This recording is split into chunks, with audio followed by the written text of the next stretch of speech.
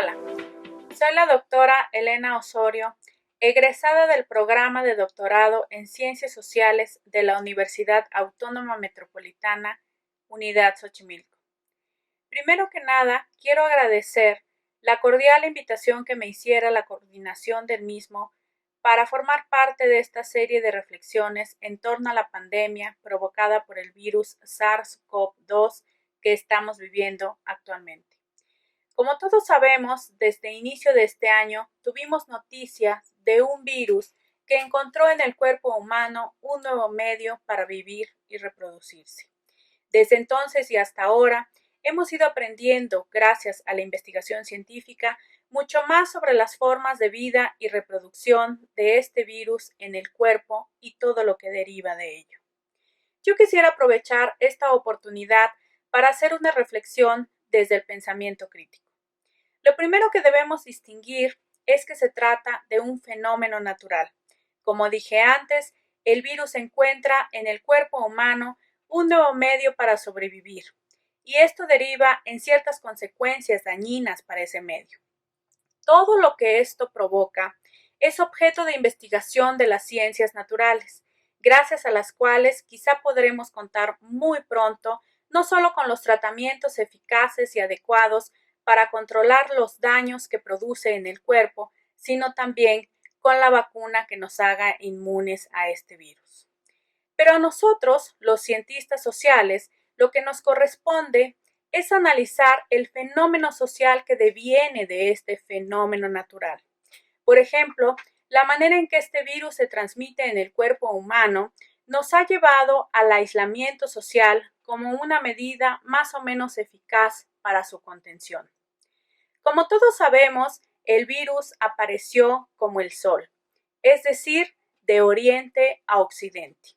Podemos distinguir de manera gruesa tres distintos tratamientos o formas en su manejo y control, primero en los países de Oriente, posteriormente en Asia, Europa y finalmente en América. Desde sus inicios y las distintas formas en que ha atacado a las sociedades en las diversas latitudes, se han presentado diferentes lecturas o construcciones temáticas de esta pandemia. De hecho, en los primeros meses tuvimos algunas reflexiones interesantes que nos invitaban a ver la pandemia como un cisma al capitalismo que podría conducirnos a una transformación de las relaciones sociales en este sistema. Ahora que la pandemia ha tocado el continente americano, me parece que para nosotros, los científicos sociales, sobre todo aquellos que nos ubicamos en el pensamiento crítico, podemos tematizar o subrayar que la pandemia es una gran oportunidad para la reflexión, pues lo que está haciendo es desnudar las relaciones tremendamente asimétricas y desiguales que han dejado a su paso más de 3 décadas de aplicación de las políticas neoliberales en las distintas latitudes con diversas profundidades y amplitudes.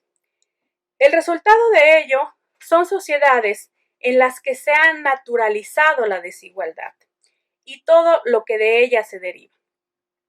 El poco o inexistente acceso a la salud pública, las poblaciones con una salud deteriorada, con enfermedades crónicas, sectores de la población viviendo en condiciones de hacinamiento y pocos hábitos de higiene derivado a su vez del deficiente acceso al agua, por ejemplo. Cuando la pandemia estaba azotando en su paso por Europa, la preocupación era por el grupo que en ese momento se consideraba el más vulnerable, el de los adultos mayores. Sin embargo,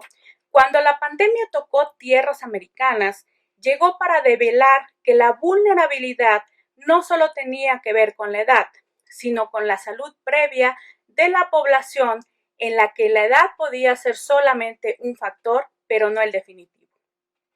No podemos soslayar las tremendas cifras estadísticas que dejó la pandemia a su paso por una de las ciudades más importantes y podría decirse más ricas del mundo, Nueva York. Lo que vimos con horror es que la pandemia azotó a las poblaciones más vulnerables de esa sociedad,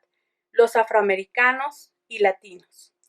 descendiendo el dato de la edad en la tasa de mortalidad.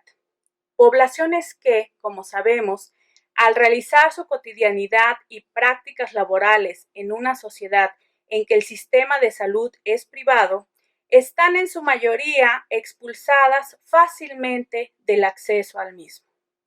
Subsecuentemente, hemos visto cómo ha azotado de igual manera en otras latitudes de América Latina, en Brasil, en la Amazonía, en el Ecuador y aquí mismo en México, y los datos siguen mostrando que las poblaciones más vulnerables al virus no son solo las poblaciones de edad avanzada, sino las poblaciones que por años no han contado con un sistema de salud robusto y sí han tenido una alimentación deficiente y hasta dañina. Lo que deja al descubierto, pues, es que la desigualdad que han producido las más de 3 décadas de neoliberalismo o libre mercado ha devenido en un amplísimo sector vulnerable de la población para cuando se presenten este tipo de colonizaciones virulentas al cuerpo humano. De las que debemos estar seguros, esta no es la última. Quizá la pandemia no es un cisma al capitalismo, pero sí es un cisma para el pensamiento social que ha llegado a normalizar o neutralizar las relaciones sociales de desigualdad como parte inherente de las fuerzas naturales, indomables o incontenibles del mercado, y ante las cuales no es posible hacer nada. En conclusión, la pandemia, al desnudar las relaciones sociales de profunda desigualdad, puede contribuir a que los cientistas sociales, desde el pensamiento crítico, desnudemos las relaciones sociales de poder que caracterizan al sistema capitalista actual y, sobre todo, a los edificios teóricos que han contribuido a neutralizar estas relaciones sociales de profunda desigualdad y a la orfandad en que nos hemos quedado respecto a un pensamiento que las cuestione.